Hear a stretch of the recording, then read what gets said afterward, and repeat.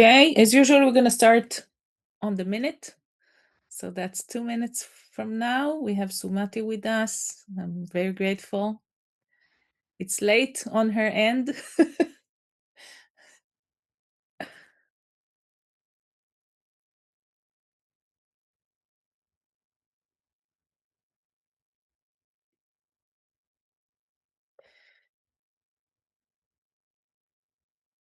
I see names that I recognize. Great to see you. Tali, Tzvia, Tal, Anna, Tova, Shalom. Batel, Alan.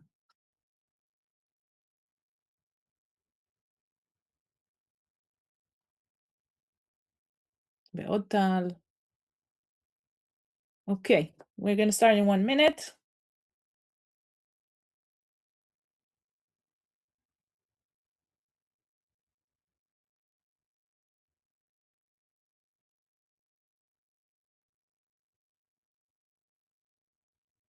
Hi, Tzvia.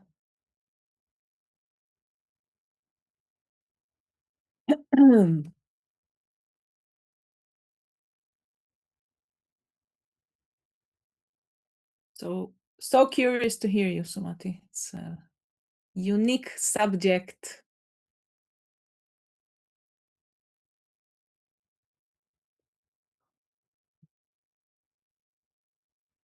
Hi, Gail.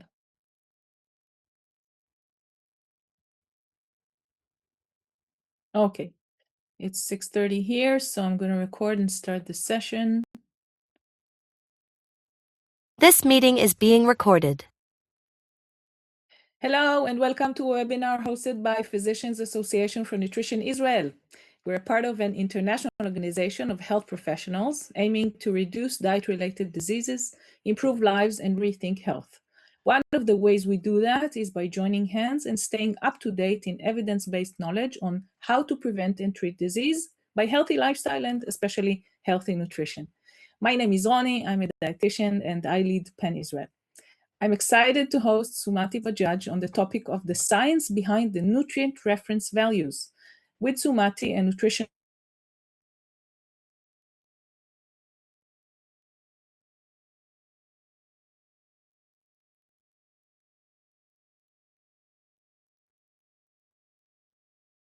at University College London and International Food Policy Research Institute, working at the intersection of diet, health, and sustainability. She is a contributing author to the 2025 Eat Lancet Commission report and is committed to translating evidence into real-world impact for healthier people and healthier planet. We'll have a short Q&A towards the end of the session. So Sumati, thank you so much for being with us today. You can share your presentation and we can start with it. Thank you, Ronnie, and I'm happy to be here. I'll quickly share my presentation. Thank you. Is it visible? Yes.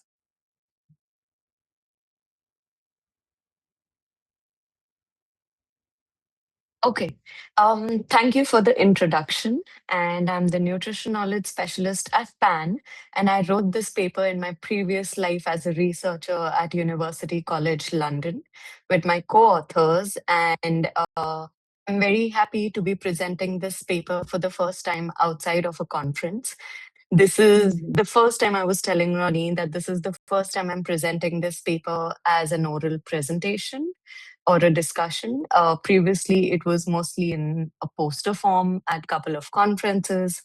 So I'm really looking forward to getting your feedback as well, because of course, research is always something that we learn from each other. So looking forward. All right. So this paper is about assessing the quality of evidence behind nutrient reference values. And I'll quickly go through what the background for the paper was, what the objectives, methods, results, and then the discussion conclusion. So going through the format of the paper. And once I do that, we can then have a question and answer session.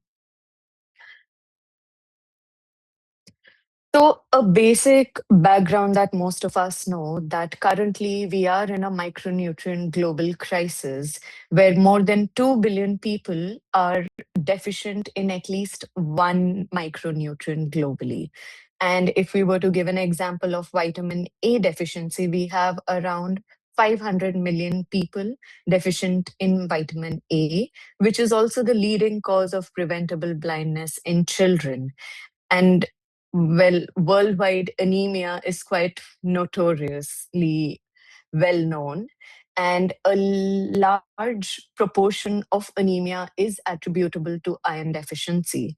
Now, why do we care about micronutrient deficiency when we're talking about nutrient reference values? Precisely because a large proportion of deficiency comes from having inadequate intake of nutrients. Now, when you have to compare, uh, you would compare it with what is actually required by your body. And that is where the nutrient reference values come into play. So the deficiency is a lot of times driven by inadequate intake of nutrient. And we have modeling data that suggests that our current food systems are failing us in terms of nutrients. We are not getting adequate nutrients, including 46% of the global population is having inadequate zinc intake, 65% is having inadequate iron intake, and 48% is inadequate in vitamin A intake. Now, all of these have not just life threatening and severe all these deficiencies don't just have severe health outcomes, but also are life threatening. And a big motivation towards this paper was to look at the data, how accurate uh, or how do we interpret this kind of data? When we talk about inadequate intake, we have to compare it with what our body actually needs. We then use these nutrient reference values, which is you might have heard average requirement, or you might have heard, depending on where you are, in which country, which region, recommended dietary allowance. Now, these are all different types of values to talk about basically one thing: how much nutrient does a body require, or how much nutrients would a country recommend an adult population to have. Now, these point to very similar concepts, but are also very different in their definitions. But most importantly, why are we looking at nutrient reference values? Because these are very critical values which have been developed by large committees, for example, the Institute of Medicine in the US. Then there are regional committees like European Food Safety Authority called EFSA. Then we also have national governments and national bodies, including in India, coming up with their own nutrient reference values. And why it matters is because you have multiple applications of these values. Apart from just research and looking at modeling studies, you also have people having or modeling their own dietary choices or dietary plans against these reference values. It is also a big critical part of food policies. For example, food labeling, food fortification, large scale food fortification programs in India, for example.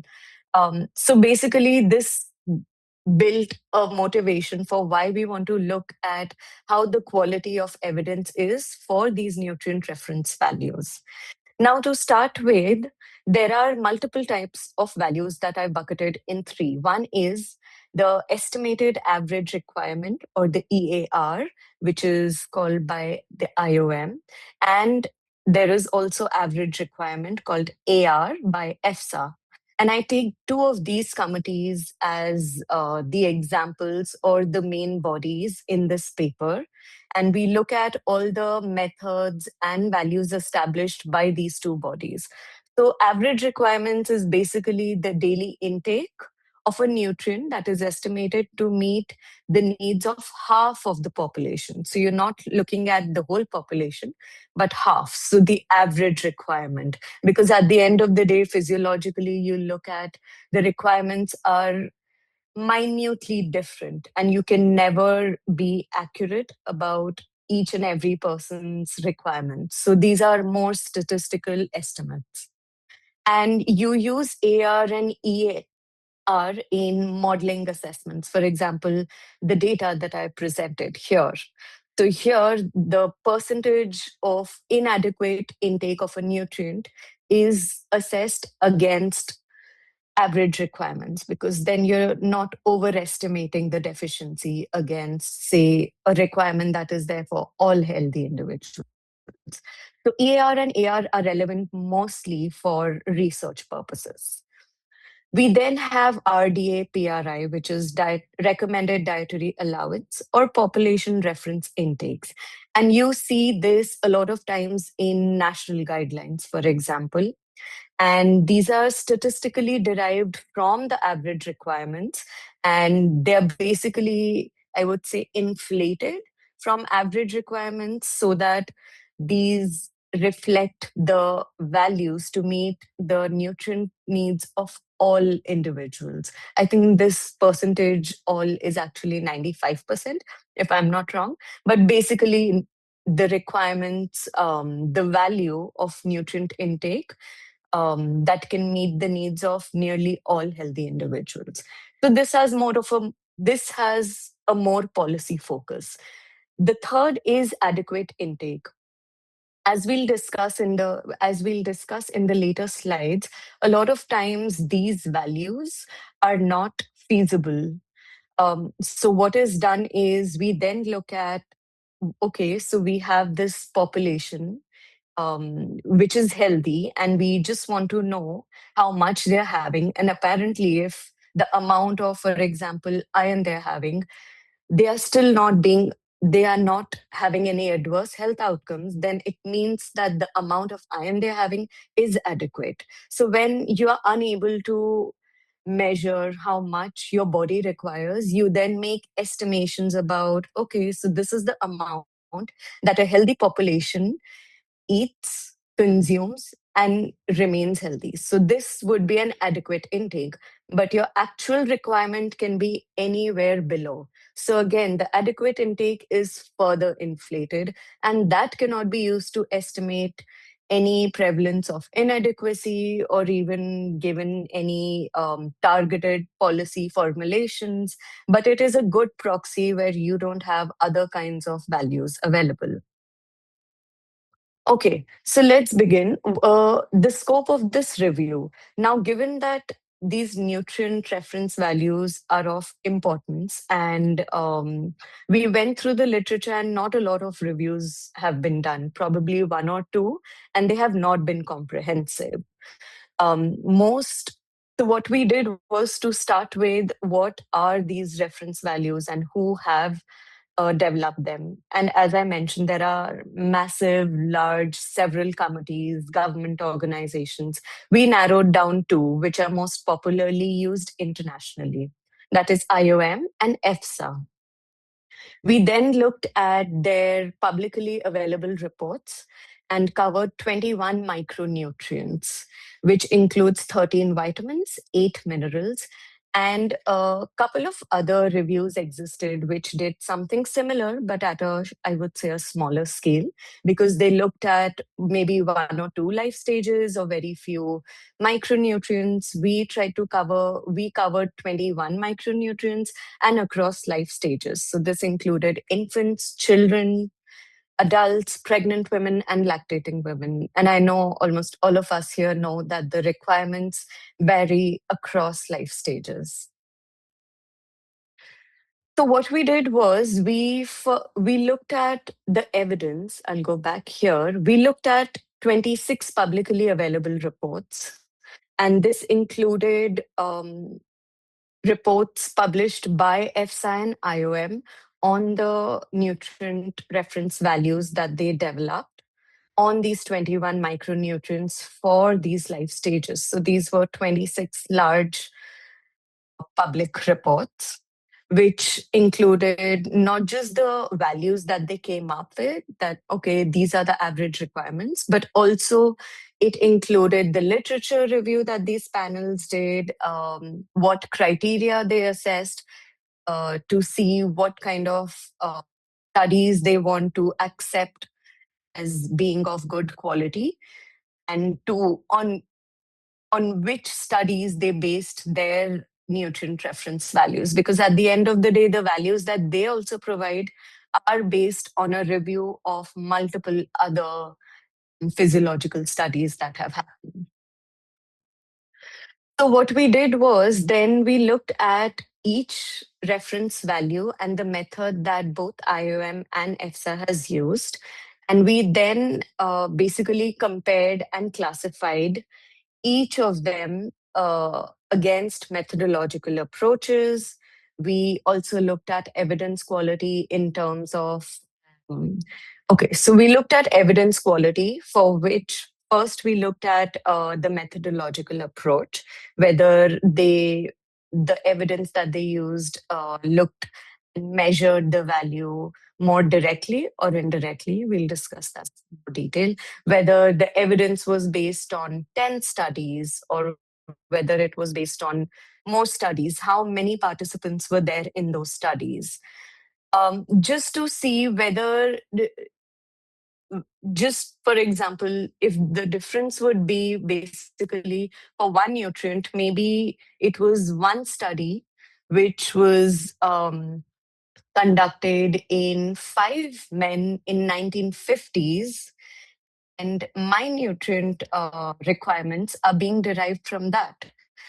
I am a woman, and there's gender difference, there could be geographical difference, there is definitely decades of difference. So we basically classified the evidence based on what kind of method was used, how many sources were they, as you know, in research and generally in science.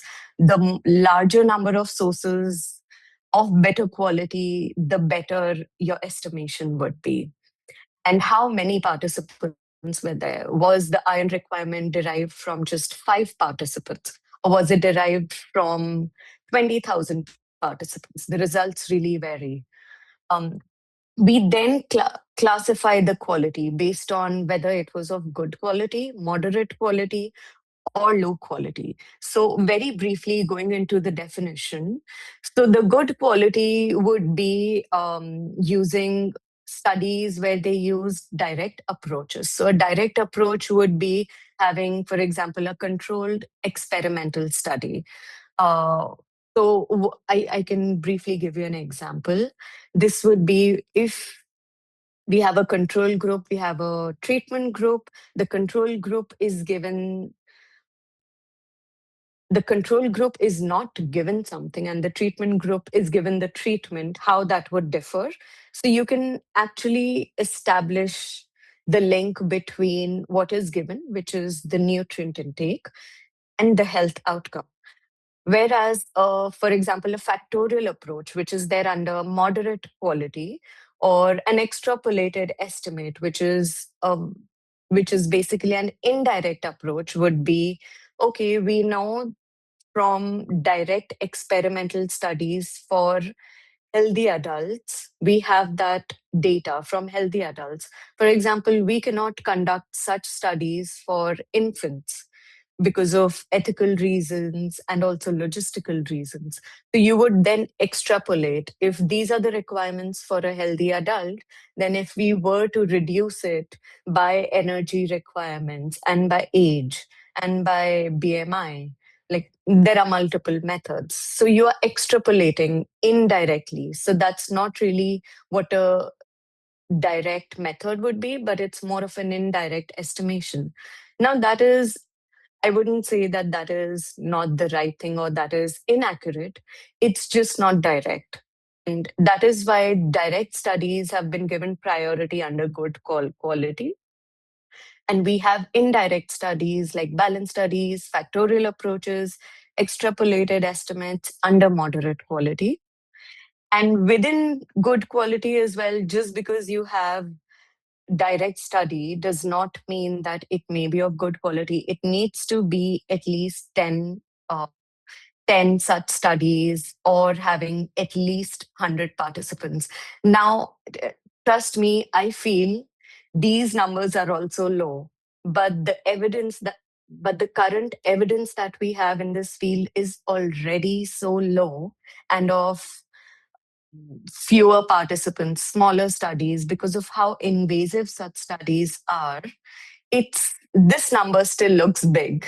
If I were to look at this number for example, a cohort study, that would be at least 500,000 participants to be a good quality.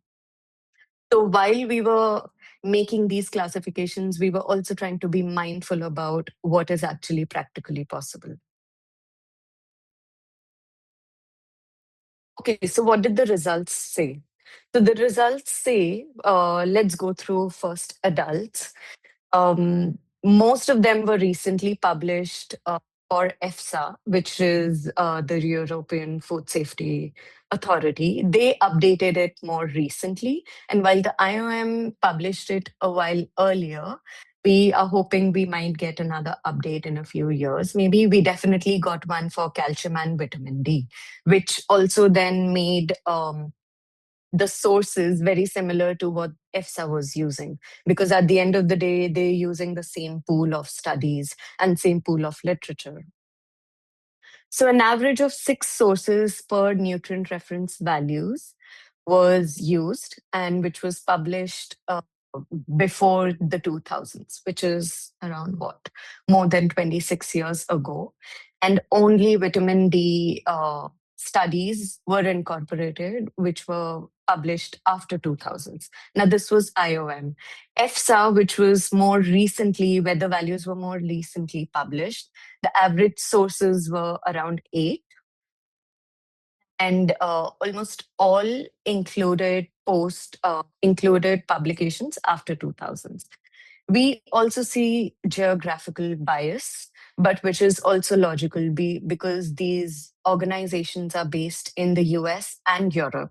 But what we need to be mindful about is, while we are taking these values from European institutes or the Americas, we are still applying these in large modeling studies to populations across the globe. So this is one caveat. Experimental studies. So IOM derived 11 nutrients through experimental studies, and EFSA derived it for 9 nutrients. Now, experimental studies are supposed to be gold standards when they're done correctly, because they directly assess your health outcome and nutrient intake.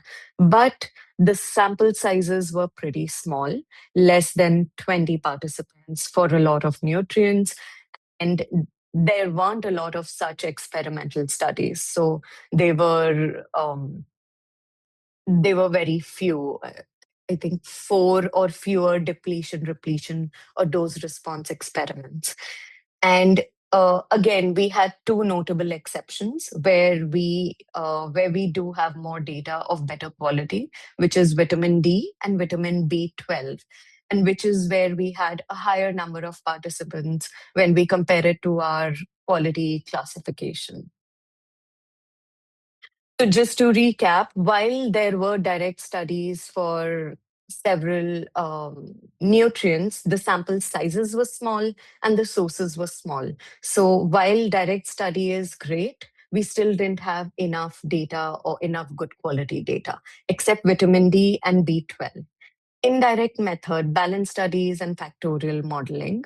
I won't go into the details of what these are, but very briefly, that these balance studies had less than 21 participants, and these balance studies were conducted at lower than 1 year duration. Now, a balance study is, I'll give you a brief example. A balance study would be to basically follow a participant or follow a patient across how much of the nutrient is going in as intake and how much is being excreted, and then looking at the balance. At what intake level is the intake equal to excretion, and that's called as the equilibrium. So it does not really necessarily mean that, okay, at this equilibrium is where you'll get your maximum health outcome, your optimal health, but it is again an indirect estimation. And your balance and body equilibrium for nutrients can change over periods because your body has this power of being able to change its absorption of a nutrient. For example, if there's somebody deficient, that person will absorb that nutrient a little faster because that's how our bodies are developed. So again, balance studies come with this caveat of having a higher duration for the study, which is again a lot of times not possible because of ethical reasons and logistical reasons. So while balance studies for nutrients like calcium are important, because calcium does not have any direct studies because of nutrient metabolisms and difficulty in pinpointing what health outcome can actually be a correct marker of calcium intake. So such indirect studies do help. But again, like you can see the parts in bold, these indirect studies were helpful, but again, the sources were few, the participants were few, and the balance studies were really old. Finally, we come on to observed intake data. If you remember, I had mentioned initially about adequate intake. When I had mentioned RDA, average requirements, we also had adequate intakes. Now, when a lot of times you can't have these direct studies and you can't have balanced factorial, etc., indirect studies, what you do then is you go to your national survey and you see across your national survey, this healthy population was having this much amount of this nutrient. And that is what you say is adequate intake, which is quite alarming to use as a reference value for multiple other critical factors like fortification for food policies, and even for modeling studies where you are estimating that a certain population is deficient. So this paper basically shows you that the comparison number, even for modeling studies, needs to be looked at. You can't just look at numbers and not see what actually it is compared with. You always need to highlight those caveats. So again, for IOM, 2 NRVs were derived from observed intake data, and 6 NRVs for EFSA were derived from such surveys to look at what was adequate intake. And just as I highlight in the critical reflection, adequate intake reflect prevailing consumption patterns shaped by cultural and economic constraints. They cannot be used to quantify population level inadequacy and may overestimate requirements. We then also looked at other populations, which is a very critical population. Infants, children, pregnant, and lactating women. 1, because they have different requirements, and 2, because they disproportionately take the burden of micronutrient deficiencies and its health outcomes. So we looked at the data and the evidence that is there that has been used by IOM and EFSA. And logically, there are a lot of ethical and methodological constraints which make experimental studies unfeasible for such groups.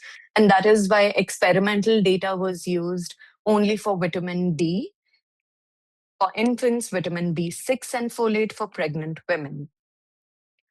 And most of the times, extrapolation from adults was used, which is basically what I had explained in the beginning, where you basically extrapolate from an already established value while you adjust for body size and using some growth adjustments. So again, it's not always accurate, but it is a good proxy when experimental data or direct or better data is unavailable. We also see another method, which is breast milk and fetal accumulation, where NRBs for a lot of younger infants and lactating women were derived through breast milk concentration data, where I think just the breast milk was evaluated to see how much of a particular nutrient, what the concentration is, and then you would just derive that a female adult who is lactating would have the requirements of a non-lactating female adult plus the breast milk concentration, just so that that can go out to the baby. So these are again all estimations that are made, and these are again very indirect methods, but very useful when direct methods are not. So when we then compiled what the quality of evidence looked for across these vitamins, across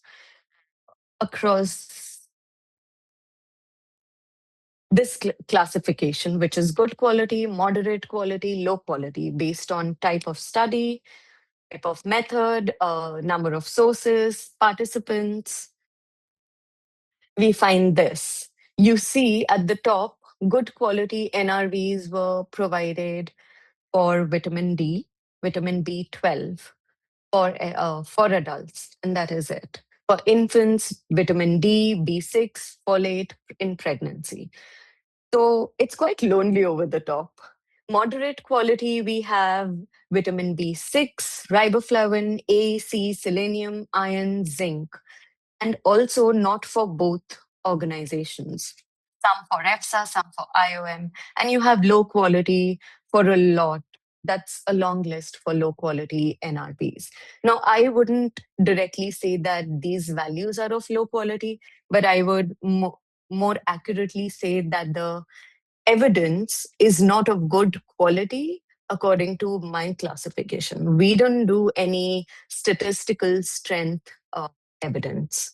We looked at the classification that I had mentioned. So these are two very different ways of talking about quality here. And so the main finding of this study was that we don't have a lot of good quality values. We need more research going into it. Now, very quickly to go into key limitations that came out of this study. One, that we looked at the sample size is a big problem across almost all nutrients, because a lot of these values were based on studies fewer than 20 participants, and which means that the findings are not of high certainty, and you can't even capture variability, statistical variability in such small participant size. So again, your findings or your values are not very representative in a way.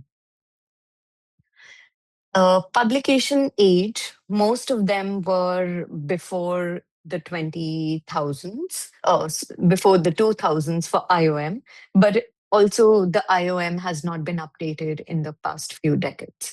EFSA had more recently published data for its nutrient reference values, but again, not for all.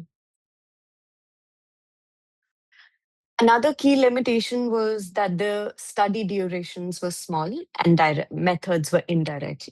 We've discussed most of these in detail. The methods were indirect, for example, in balance and factorial studies, which do not directly assess health outcomes. And again, it reduces certainty about nutrient thresholds. And we discussed calcium as a case study. And we also discussed the adaptive responses that are missed in case studies like calcium, where your body can actually come to a new steady state. And what you see in, for example, in less than 1 year may not be the true long-term requirement. Key limitation 3, the geographic bias and global applicability. We mentioned that although these values are based on mostly high-income countries, population from high-income countries, but also these organizations develop these values for these countries. So that is fair. But at the end of the day, we are applying it in a lot of circumstances and a lot of studies to the global population, which requires a lot of caveats. For example, in lower and middle income countries, your health burdens are different. You have chronic inflammation, parasitism, infectious diseases, which really reduce your nutrient absorption and then increase physiological needs beyond what these nutrient reference values capture. So I'm not sure how much of these values would then be applicable to a real population in the lower middle income countries. And for example, iron and anemia, only 25% of anemia in preschool children and 37% of anemia in women in reproductive age in lower middle income countries is attributable to iron deficiencies. A lot of it is attributable to many other factors, including inflammation, infections.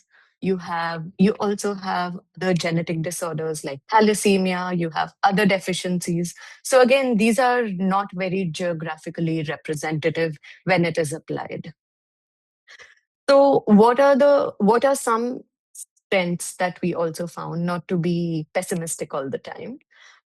Like I mentioned a lot of times in my talk, that indirect approaches are not bad. They are really valuable because they provide valuable insights when experimental evidence is lacking.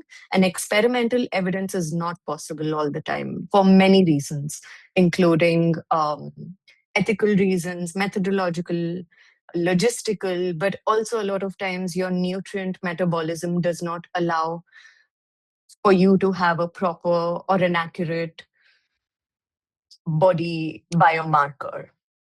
So indirect approaches are very valuable in such cases. Some meta-analyses were also used, especially by EFSA, which is more logical because EFSA updated its values and analysis more recently. So there were more studies to do a systematic review. There were more meta-analyses to refer to. And as you know, meta-analysis increase statistical power and precision by combining data sets. But again, if the meta-analysis uses those same studies, which is maybe like 5 studies with 6 participants in each, no matter how much of a meta-analysis you conduct, it will still not be, it cannot basically improve the quality of those individual studies. But nevertheless, meta-analysis is definitely a step forward. Vulnerable populations, like we mentioned, it's not always feasible to do such studies for vulnerable populations, infant, children, pregnant women. So a lot of times extrapolation, etc., been useful. Now, implications of how we should be using these values. Okay, there are a lot of issues with most of these values. What do we do now? These current nutrient reference values should be applied. They must. We don't have any other alternative. And they form the basis for policy, individual planning, for research, literally everywhere. So they must be applied, but with caution until new, better quality evidence is generated and values are updated. And these uncertainties that we've discussed throughout this past 30 minutes, I think, these must be clearly acknowledged in scientific literature as well as in policy applications. And I would say here, as well as in clinical practice.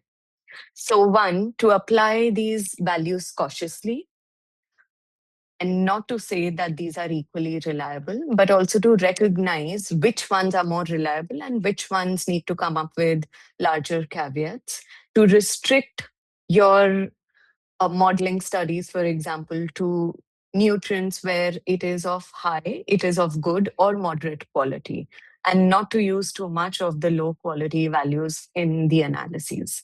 To also conduct sensitivity analysis in such modeling assessments. And finally, to communicate uncertainty properly, explicitly, and transparently in all settings. What would be the priorities for strengthening further evidence base? We would recommend having large and long-term studies wherever feasible, prioritizing experimental randomized controlled trials, although it's not available every time, having improved methods and biomarkers. So investing in something more fundamental and having interdisciplinary collaboration like ours. We don't want to just have conversations in labs where these biomarkers are developed, but in interdisciplinary collaborations like ours to see where else this actually affects and what other trends do we see and what other limitations do we see and need to highlight. Conclusion, the core finding is that most nutrient reference values have been established by IOM and EFSA rest on limited, outdated, or indirect evidence. Only vitamin D and vitamin B12 meet the threshold for good quality evidence for adults.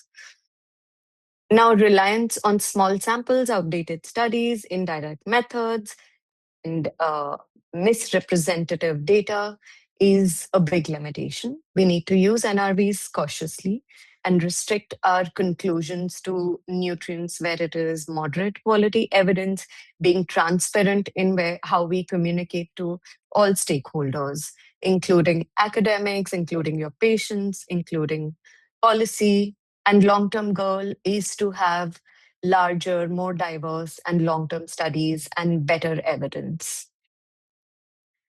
I think that's about it from my side. I'm happy to take questions now. Thank you so much, Sumati. Such a surprising data. I'm not sure if I learned that in the academy. Maybe I did and I don't remember. I'm not sure. Any questions? Yes. I would like to ask Yes, about the controlled experiments that you were talking about. So Mhm. what were the outcomes? Because you were talking about biomarkers. So the outcomes are deficiencies that you see, like, I don't know, occurring from like osteoporosis, or the outcomes were low calcium levels, which is a bad example because we don't have that biomarker, but something else. That's a great question. So that's exactly what the point of classifying the quality based on different approaches is for the control studies where you're looking at experimental data. The outcome, for example, you can't have outcome as osteoporosis because that is dependent on not just calcium, vitamin D. So Sure. if your risk for osteoporosis increases, you don't know whether that's from calcium intake or vitamin D intake. So a lot of times these were not direct health outcome, but these were more of biomarkers. Forgetting the exact one, but it would be more like serum ferritin low, something like that, which would depict, okay, this is a good depiction of you having N deficiency. So just having exact biomarkers in those controlled studies. And deciding what are the biomarkers levels are according to healthy people in the population? Exactly. That's another wormhole to go into. So there were studies which also compared different biomarkers. And then the question that these committees came up with, okay, which is the biomarker that we should look at? Not just the value and the approach, but also which biomarker. So there are multiple. And again, that's a great question. And I think that should also be assessed thoroughly. But yes, there are multiple, and we don't have certainty in what is better. But I think there is still more consensus coming up now that there's more research coming. Thank you. Other questions? Yes, Nir Tzabar. Regarding vitamin D, was it also, is there a good quality research on elderly, like 65 years older?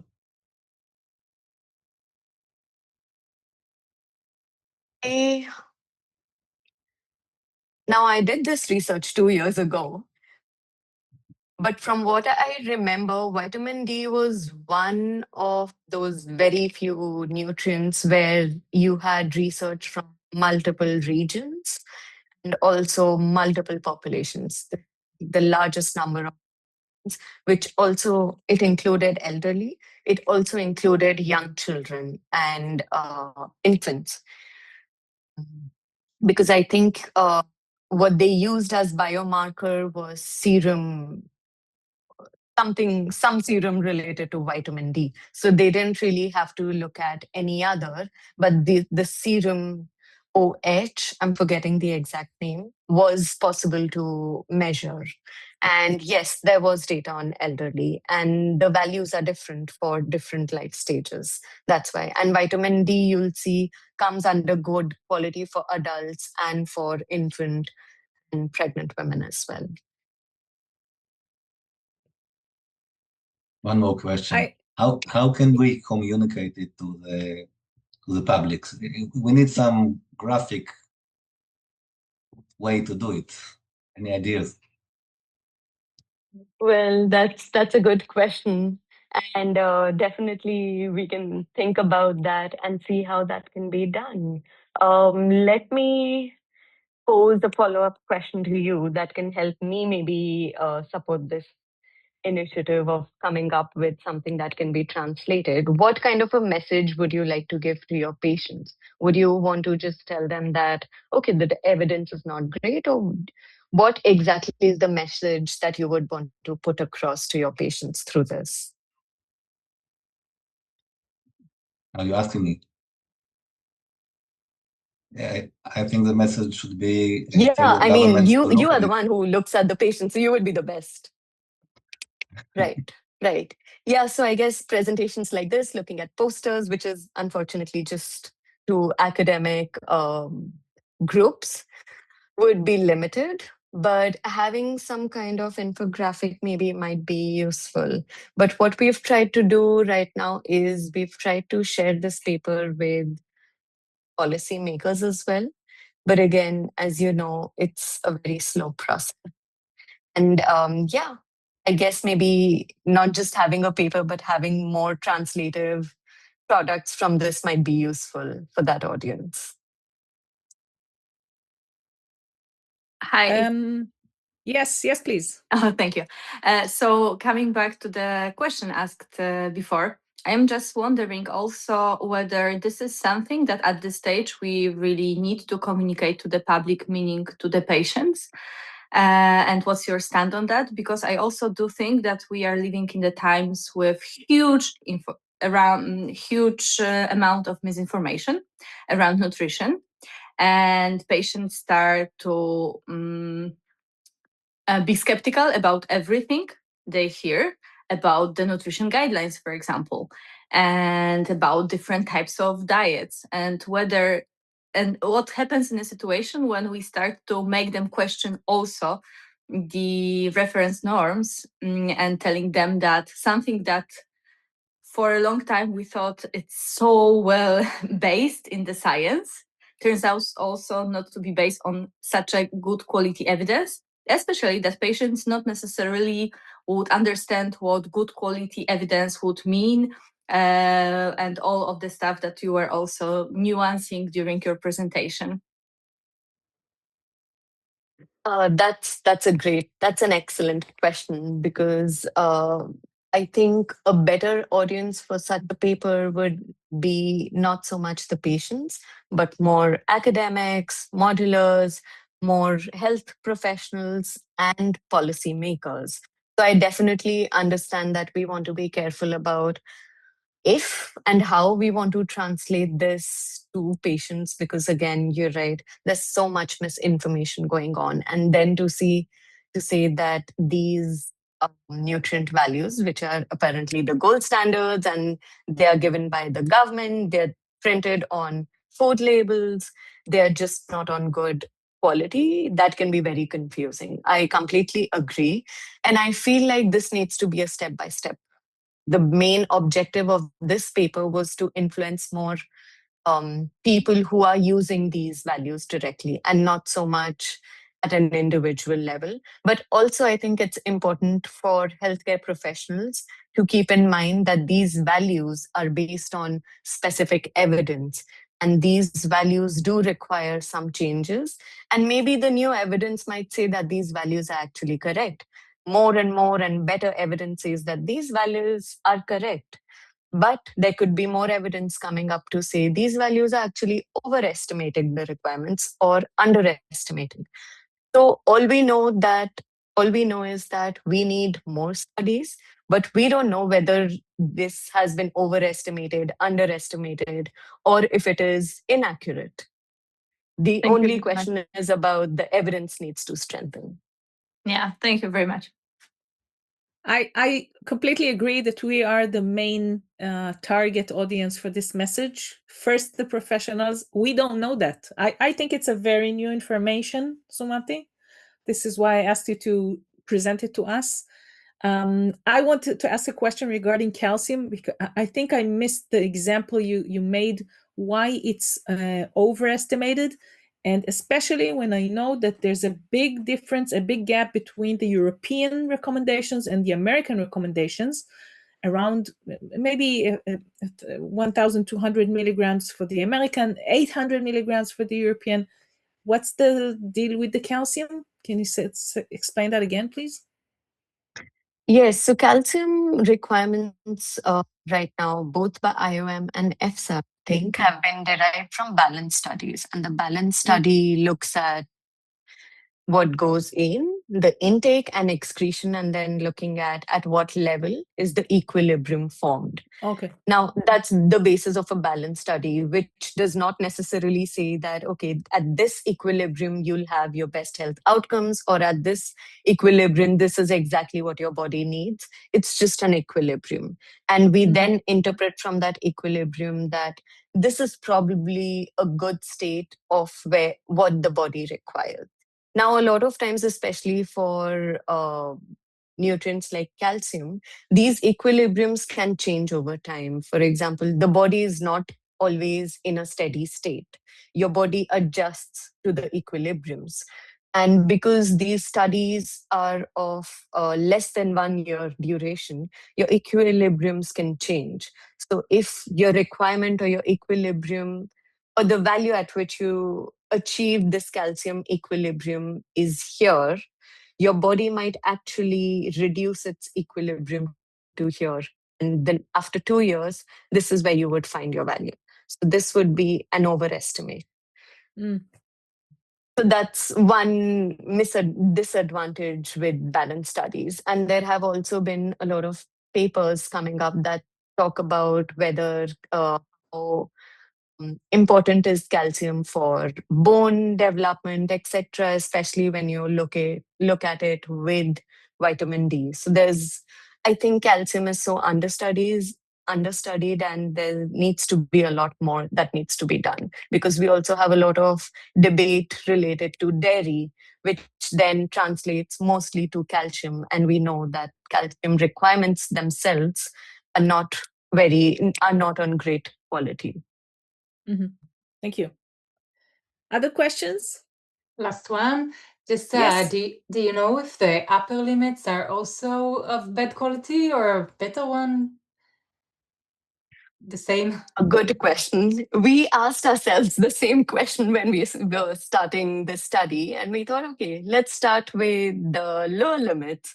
And this study came out to be such a big process that we said, okay, maybe upper limit can be taken up with another researcher. Okay.